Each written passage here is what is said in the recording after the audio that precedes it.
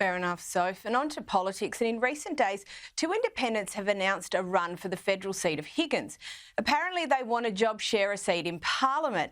Here's what constitutional expert Anne Twomey had to say. There is a lot of confusion going on here about the interaction between the Constitution and legislation. What about Section 57 of the Commonwealth Electoral Act? It says this: one member of the House of Representatives shall be chosen for each electoral division. Couldn't really be much clearer than that, could it? Soph, I appreciate what they're trying to do, but they're taking the piddle a bit, aren't they? Well, Caroline, in theory, I think it all sounds great, but in practice, I think it's going to be very hard to make this work. And how can you be juggling such a critical role and sort of going, oh, I'm off this week, you pick up the pieces, and then I'll pick them up the following week? And I think that's pretty problematic too for constituents who perhaps want to be in touch with their MP and they're not sure which one. Do we prefer the one that there's week one or the one who's on the second week? I think it becomes a bit blurry. So in theory, I think the idea people probably like, but in practice, I think it's very difficult to be able to make something like this work. I agree. And you also think about when you get to the other end of things and you're coming up towards an election and you want to hold your MP accountable. Well, which one are you holding accountable? Which one do you like what they've done or not like what they've done? Which one are you voting for? I actually think that there becomes very difficult on the other end when you are looking for that accountability in your MP. Anyway, on to the international scene. And as you well know, we've seen a continued escalation in the Middle East. The US is apparently trying to avert a full-blown war. But with Biden's shambolic record on foreign affairs, you only just have to look to the US exit from Afghanistan, along with this week his mix-up of Rafah and Haifa. I really don't hold a great deal of hope, Soph. But what does this effort involve and who's actually doing the heavy lifting here in the US? Well, you would hope it would be Biden. I mean, he's the man in charge, and his tenure could well be up at the upcoming election. And how he handles this is very critical, Caroline. But we know that there was a lot of issues after those deaths of the aid workers and whether the US would be wavering in its support of Israel. But look, this is up to Biden to sort of lead here and show that he can, be authoritative in these situations. But I think his track record has shown that when it comes to these tough challenges, he's not always the man you want there in the top job.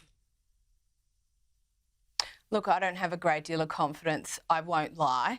But so the fact of the matter is the US are the big kids on the block. The rest of us are all watching this. How do we have confidence in the US when they don't seem to be really sure about their position themselves? Well, Caroline, that's the million-dollar question. How do we have confidence? And I think whether Americans have confidence in their own president will be shown later this year. But I think many people believe President Biden is not the man for the job. He's not up to being president and he's not good in these tough situations. So that is the million-dollar question that a lot of people will want answered. But and many people, I think, would argue if President Trump is president, he would handle things quite differently.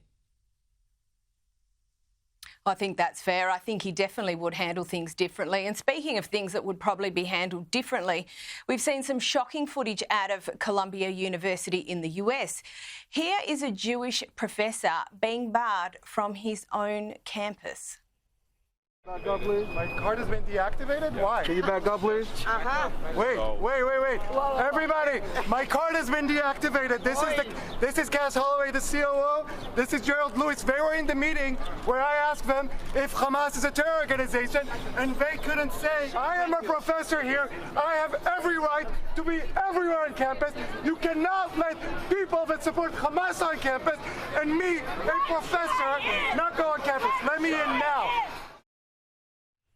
So if the professor makes a really good point here, he should be able to go anywhere on campus. It's not a crime to be Jewish. What happens next here? Who's taking responsibility for this?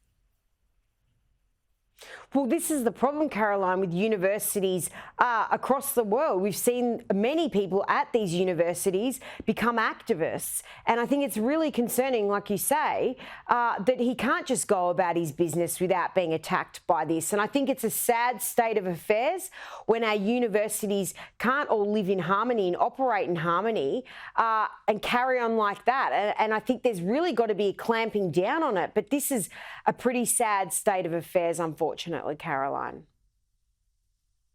It is really sad, Sophie, because if this was happening anywhere else in the broader community, I think people would struggle to get away with it. And this leads me on, I suppose, to, is there a broader question here around whether our tertiary institutions, are they fit for purpose?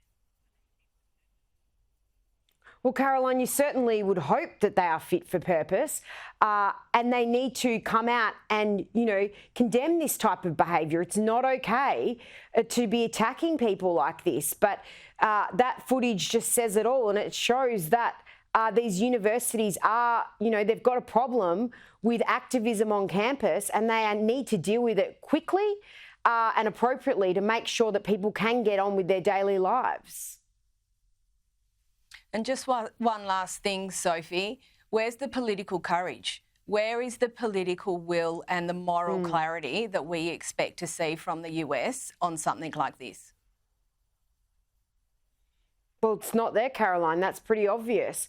And again, the US has their issues right now, and that's why we've got, obviously, with this presidential election coming up, things could change quite significantly if there is a change of president.